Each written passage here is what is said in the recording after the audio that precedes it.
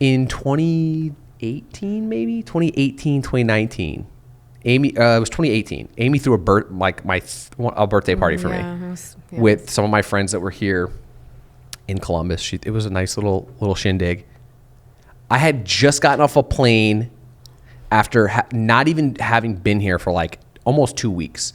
Got off a plane, exhausted. We were exhausted. Me and Blake, Uber drops us off. I had no idea this party was happening. It was a surprise. I was exhausted, and I got there, and I know people could tell I was exhausted because, I mean, we had literally been traveling for 2 weeks almost every day, like we were somewhere. And we had gotten back, threw the party for me. It was fantastic. It was great. I had a Game of Thrones cake. It was awesome. It was his name day. It was my name day. But I was like, I looked at everybody, and I was just like, you guys actually showed, like, you showed up. We haven't even talked in God knows how long because it was just a grind. And I found that happens way more often. There was a lot of times where it was like, hey, you want to play soccer tonight, Vin? Sorry, I'm in San Diego. Oh, sorry, I'm in Madrid or Barcelona. Oh, sorry, I'm in Berlin. I mean, it was at one point, it was like every time I got asked to do anything, we were always gone. Yeah.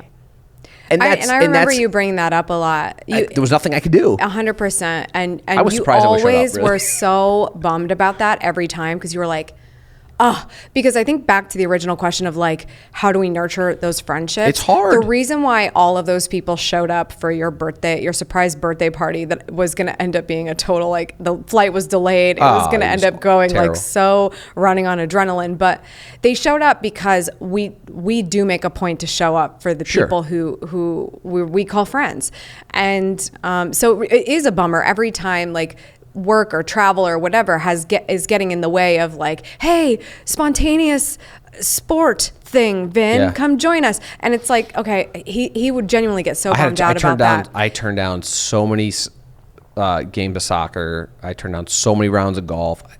I was not around. It was not, and it was like, are you even in the? I would get text messages. Are you in the country? It wasn't even. It got to the point where it wasn't even like, hey, we need an extra player tonight. It was, are you even in the country? It was like, yeah, but I'm on the West Coast or whatever. Or like, yeah, but I'm in New York. And by the way, that sounds like the sexiest text message that you can get from your friends. Nope. It is when you first start your business and you're jet setting. No. At this stage, I mean, even Blake, who's younger than Vin and I, is like, I'm over the mileage program. I'm over packing a carry-on. I'm over it. It's when you're getting those texts and you've been done with it, you're like, ugh, I hate that this is my brand with my friends. It gets depressing. Because I would rather be spending time with them at this point. For someone like me who loves being around people, especially people that I actually like want to do things with, not just people that I'm like forced to be around because I'm at an event or something, right? Like I wanted so badly to, and I would say like, hey, hit me up. What if you guys need extra players? So like I started getting the text, and then it was like can't. I'm like, okay, great. Now I look like an idiot because I can't even say yes. And that was my problem, right? Because of our business. Now you can still be an entrepreneur and not travel, right? You don't have to travel. That could be a problem. But maybe you are running up against deadlines, so you could be saying no for the same reasons. Once you go down the road of entrepreneurship, you start to weigh and understand relationships, friendships differently. And you just have to surround yourself with folks that you want to be with in that moment or in those times when you do have free time, like I said before.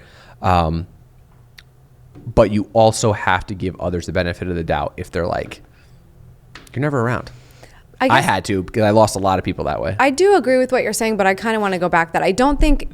Yes, it can be more challenging to be friends with people who don't get it. Like, shout out to Matt. Like, he might not get it. He may be ragging on you, but I think Matt loves he me gets it. You still.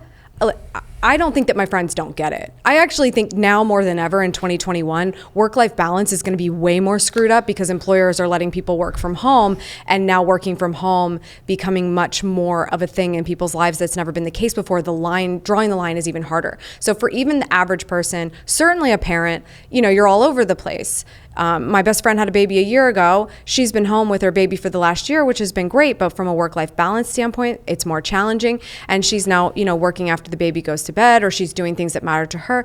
Everyone's just trying to figure it out. Whether you're an entrepreneur, whether you're not, when you're friends with someone and you've decided like, this person's in it, like rocking chair, 85 years old, gonna be hanging out with me, you're gonna make a point to find that free time for those people.